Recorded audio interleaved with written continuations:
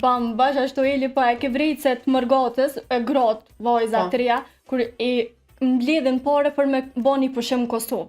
Edhe kur vinë në Kosovë i bajnë me thonjë, me qerpek, me vetulla, me krejt këto pjesën estetike. Po, ndërkohë që na vajzat këtu në Kosovë, nashta mendoj që bojna një jetë luksi, po këtu i bojna për shkak se dojna më dok bukur e krejt, po krejt i bojna me mundësi tona. Ndërkohë që në shtetet jashtme atje nuk kanë mundësi mi bë krejt këtu, mendoj që i ruajnë parët kur të vinë në Kosovë i bojnë krejt si na.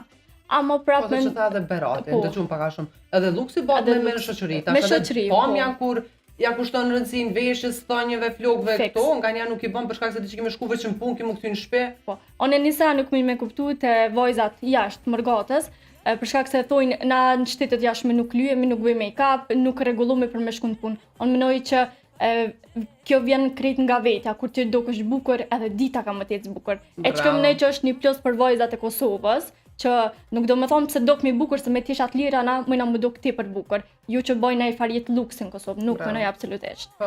Ndërkohë që në shtetet jashtme kena çika